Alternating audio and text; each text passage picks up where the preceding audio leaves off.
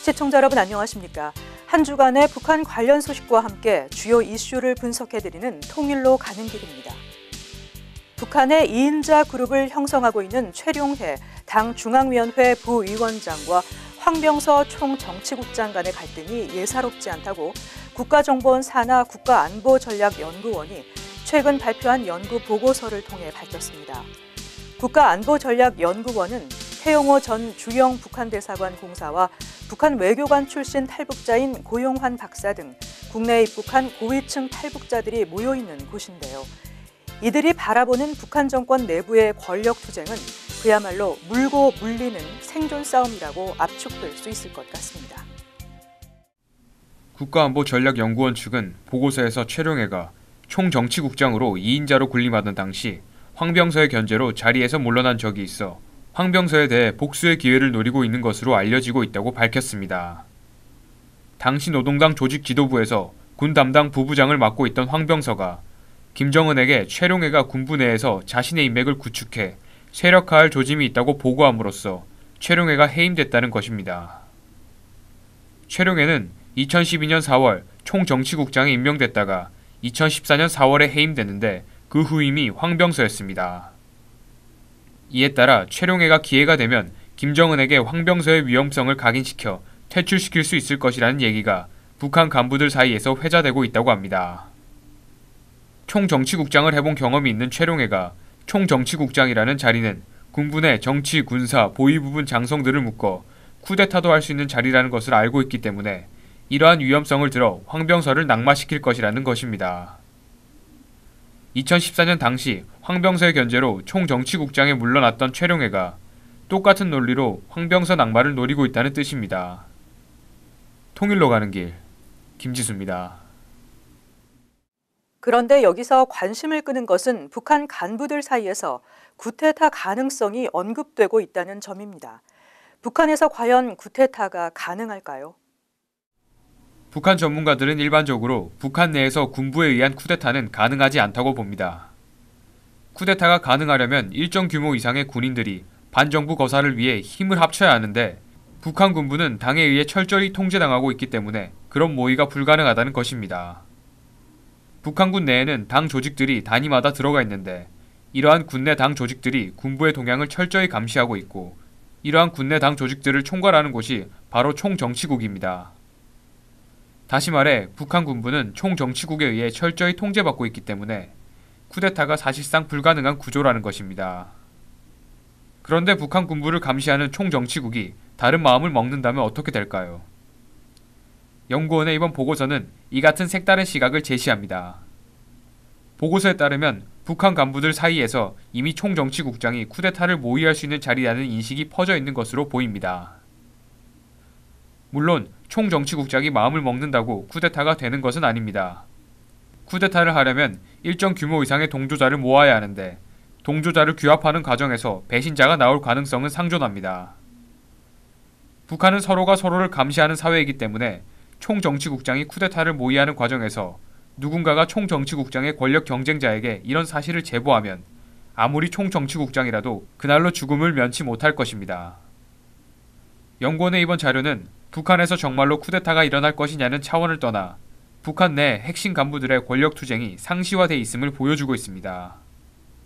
최룡해, 황병서뿐 아니라 김영철 통일전선부장, 얼마 전 해임된 김원홍 전 국가보위상도 서로 물고 뜯는 관계를 형성하고 있다고 연구원 측은 밝혔습니다. 핵심 권력층이 계속해서 죽고 죽이는 싸움에 매달려 있다는 사실은 당연히 체제가 균열될 가능성을 내포합니다. 김정은이 어느 한순간 조정 역할을 잘하지 못할 경우 체제가 심각한 위기에 처할 수도 있다는 것입니다. 김정은의 권력이 공고화되었다면서도 불안하다는 상반된 평가가 동시에 나오는 이유는 바로 이 때문이라고 할 수 있습니다. 통일로 가는 길, 김지수입니다. 북한 관영 매체인 조선중앙통신은 박근혜 전 대통령의 검찰 소환일인 지난 21일 촛불 집회를 인민항쟁으로 추켜 세우며 이를 결산하는 장문의 상보를 게재했습니다. 북한에서 상보는 특정 사안에 대해 상세하게 풀어쓴 보도를 의미하는데요. 북한 주민들은 한국의 국내 정치 상황에 대해 어떤 생각을 갖고 있는지 궁금합니다. 조선중앙통신은 3월 21일 남조선 인민투쟁사에서 뚜렷한 자욱을 새긴 전민항쟁에 관한 상보라는 9,000자가 놓는 장문의 기사를 통해 촛불 집회의 발단과 진행 과정, 투쟁 방식 유의 등을 자신들의 시각에서 자세히 보도했습니다. 통신은 촛불 집회에 대해 유래를 찾아볼 수 없는 전민항쟁이라고 규정하며 반인민족 악정과 4대 매국, 동족 대결만을 일삼아온 독재의 원흉, 부정부패의 왕초 박근혜에 대한 남조선 인민들의 쌓이고 쌓인 원한과 분노의 폭발이라고 소개했습니다.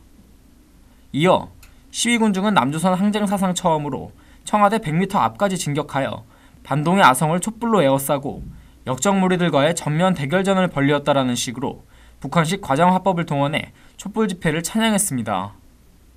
박 전 대통령의 탄핵과 관련해선 망고 죄악이 가져온 응당한 결말이라며 인민의 머리 위에 군림해 민중의 지향과 시대의 흐름에 역행하는 부정의의 세력은 반드시 멸망하며 정의와 진리로 뭉친 인민의 힘은 그 무엇으로도 막지 못한다는 것을 보여주었다고 강조했습니다. 상보가 게재된 조선중앙통신은 북한 주민이 볼 수 없는 대외용 매체입니다. 따라서 이번 상보가 주민이 접할 수 있는 노동신문에도 실릴지 주목됩니다. 통일로 가는 길, 지한샘입니다. 북한은 그동안 내부적으로는 박 전 대통령의 탄핵 소식을 단 3문장으로 간단하게 주민에게 전했습니다. 인민의 힘으로 독재자를 몰아냈다는 사실 자체가 북한 내부에 미치는 파장이 작지 않기 때문입니다. 만약 촛불 집회의 시작과 투쟁 방식 등이 자세히 소개된 상보가 노동신문 등에 실린다면 북한 주민은 모든 것을 북한과 비교하며 엄청난 충격을 받게 될 것으로 보입니다. 대북 전문 인터넷 매체인 데일리 NK는 북한에서 박 전 대통령의 탄핵 소식이 연일 화제가 되고 있으며 남조선 인민들이 대단하다는 반응이 일고 있다고 보도했습니다. 양강도 소식통은 인민들의 힘으로 남조선 대통령이 탄핵됐다는 소식에 놀라움을 표하는 주민들이 많았다면서 어려서부터 수령에 대한 절대 충성을 강요당해온 우리로서는 상상도 할 수 없는 일이기 때문이라고 전했습니다. 소식통은 여기 북한에선 수령님의 말씀을 어기면 목숨을 잃어야 하는데 한국은 인민들이 시위를 통해 대통령을 끌어내렸다는 것 자체에 신기하다고 생각하는 것이라고 말했습니다. 함경북도 소식통도 박근혜 탄핵 소식을 방송과 노동신문을 통해 접한 주민들은 처음에 믿지 않았다. 중국과 한국에 살고 있는 친인척들과 통화하던 중 사실관계를 물을 정도라면서 이후 사실을 확인한 주민들 사이에서 우리도 남조선 한국처럼 사회가 변해야 한다는 주장들도 나오고 있다고 말했습니다. 이어 최근 공장, 기업소들에서 아침 조회 시간에 썩고 병든 남조선 사회의 실태가 이번에 낱낱이 밝혀졌다는 식으로 이야기하지만 주민들은 그렇게 생각하지 않는다면서 이번 탄핵 사건 이후 남조선을 선망의 대상으로 생각하는 사람들이 많아졌다고 소개했습니다. 특히 이 소식통은 대통령을 탄핵시킨 남조선 인민들이 대단하다. 살만나는 세상이 바로 남쪽이라는 말도 심심치 않게 나온다고 전했습니다. 통일로 가는 길, 지한샘입니다. 중국이 주한미군 사드에 대해 거세게 반발하는 것은 잘못된 정보 때문이라고 미국의 대표적 한반도 전문가인 브루스 베넷 랜드 연구소 연구원이 진단했습니다. 또한 베넷 연구원은 김정은의 공포 통치 실태를 감안할 때 김정은이 5년에서 10년 이내에 암살될 수도 있다고 예측하기도 했습니다. 군사 안보 문제를 전문으로 다루는 미국 랜드 연구소의 브루스 베넷 선임 연구원은 3월 21일 서울 강남구 한국고등교육재단 컨퍼런스홀에서 열린 특별 강연에서 중국이 왜 저렇게 심하게 사드에 대응하는지 사실 잘 모르겠다고 말했습니다.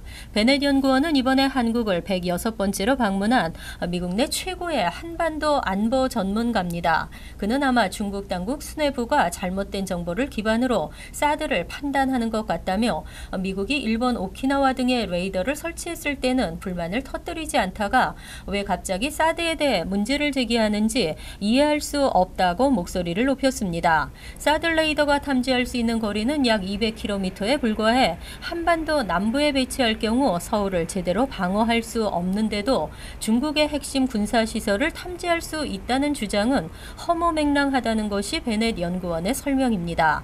그는 정작 중국 중국에는 최대 탐지 거리가 3,000km에 이르는 초지평선 탐지 레이더가 있다며 중국은 한국을 포함한 이웃 국가의 안보에 직접적인 영향을 주고자 하면서 정작 자신은 어이없는 트집을 잡고 있다고 밝혔습니다. 그러면서 중국이 어떤 태도를 취하든 사드 배치는 한반도 안보의 필수라고 베넷 연구원은 주장했습니다. 그는 김정은 노동당 위원장의 위험성에 대해서도 경고했습니다. 베넷 연구원은 김정은은 극단적인 생각을 실행에 옮기는 스타일이라며 시진핑 주석이 박근혜 전 대통령을 8번 만나는 동안 김정은과는 한 번도 안 만났고 김정은은 이런 상황에 불만을 품고 리더십을 과시하기 위해 돌발 행동을 할 수도 있다고 우려했습니다. 그러면서 사드가 부산, 대구, 광주로 향하는 북한 핵무기를 유격한다면 얼마나 많은 한국인의 목숨을 건질 수 있느냐며 그런 무기를 포기하고 싶으냐고 반문했습니다. 아울러 베넷 연구원은 북한의 돌발 행동과 김정은 노동당 위원장의 운명과 관련한 다양한 시나리오를 제시했습니다. 그는 김정은이 꼭 이길 수 있을 것 같다는 마음으로 전쟁을 시작하지는 않을 것이라며 오히려 우리 군이 나를 공격하는 것 같다는 위기감을 느낄 때 군의 시선을 돌리기 위해 남한을 침공할 수 있다고 말했습니다. 아울러 베넷 연구원은 김정은의 폭정을 고려하면 그가 5에서 10년 이내에 암살될 수 있다는 예상까지 하기도 했습니다. 통일로 가는 길 권미숙입니다. 북한은 최근 신형 로켓 엔진을 공개하는 등 위협의 수위를 높여가고 있는데요. 다음 달에는 북한이 6차 핵실험과 대륙간 탄도미사일 시험 발사라는 동시 도발을 감행할 가능성마저 제기되고 있습니다. 북한은 최근 김정은의 참관 아래 대륙간 탄도미사일 ICBM 용도로 전환 가능한 신형 로켓 엔진 지상 분출 시험을 진행했습니다. 우리 군 당국은 이 엔진 성능에 진전이 있는 것으로 평가하면서 신형 엔진 2개를 묶으면 미국 본토까지 타격이 가능한 것으로 분석했습니다. 오늘 이룩한 거대한 승리가 어떤 사변적 의의를 가지는가를 온 세계가 곧 보게 될 것이라고 심주어 말씀하셨습니다. 이렇듯 북한이 ICBM 시험 발사를 사실상 예고한 가운데 지난달 미국 북한 전문 매체가 풍계리 핵실험장의 위성사진 분석을 바탕으로 북한이 6차 핵실험을 준비하고 있다고 전했습니다. 이런 가운데 북한이 다음 달 핵실험과 ICBM 시험 발사를 동시다발적으로 진행할 가능성이 나옵니다. 다음 달 김일성 생일 105돌과 북한군 창건 85돌 등 주요 기념일이 몰려있기 때문입니다. 북한 매체들은 또 헌법상 국가 최고 지도기관인 최고인민회의가 다음 달 11일에 소집된다고 보도했습니다. 북한 노동신문도 미 고위 당국자들이 대조선 적대시 정책을 한사코 고집하는 조건에서 우리 군대와 인민은 그에 대응하는 자위적 핵 억제 조치들을 연속적으로 취해 나갈 것이라고 밝혔습니다. 북한은 그동안 핵실험과 장거리 로켓 발사 도발은 최소 한 달간의 간격을 두고 진행해 왔습니다. 그러나 미국 트럼프 행정부가 예상 밖으로 강력한 대북 정책을 예고하면서 북한도 한층 강경하게 나설 가능성이 커졌습니다. 통일로 가는 길, 김지수입니다. 미국 의회가 북한 김정은 정권 유지와 핵 미사일 개발에 사용되는 모든 돈줄을 차단하는 초강력 대북 제재 법안을 추진합니다. 법안은 특히 북한의 군사와 경제의 젖줄인 원유와 석유 제품 수입을 봉쇄하는 한편 북한 국외 노동자 고용 금지, 선박 운항 금지, 온라인 상품 거래와 도박 사이트 차단 등 미 정부가 사실상 모든 제재를 할 수 있도록 하고 있습니다. 미 하원 외교위원회 에들로이스 위원장은 21일 대북제재 강화 법안 HR 1644를 대표 발의했다고 밝혔습니다. 법안은 지난해 의회를 통과한 대북제재법과 유엔 안보리 결의안에 포함되지 않은 강력한 신규 제재를 추가했습니다. 특히 제재 대상 행위를 구체적으로 세분화해 북한의 달러 수입 경로를 완전히 차단하는 한편 북한의 고립을 한층 가속하도록 했습니다. 우선 인도적 목적의 중유를 제외한 대북 원유 및 석유 제품의 판매 이전을 금지토록 해 군사적 목적으로 사용되는 것을 막도록 하고 북한의 외화벌이 수단이 되는 북한 국외 노동자를 고용하는 경우 해당 기업을 제재 대상으로 지정하고 미국 관할권 내 자산 거래를 금지토록 했습니다. 또 북한의 도박, 음란, 인터넷 사이트 운영을 지원할 수 없도록 하고 북한산 식품, 농산품, 직물과 어업권 구매를 할 수 없도록 했습니다. 이와 함께 북한의 전화, 전신, 통신 서비스 제공 금지, 북한의 교통, 관광, 에너지, 금융 서비스, 산업 운영 금지도 미 정부의 재량적 제재 대상 행위로 명시했습니다. 북한의 은밀한 금융거래에 이용되온 북한 금융기관의 대리계좌를 외국 은행들이 유지할 수 없도록 했습니다.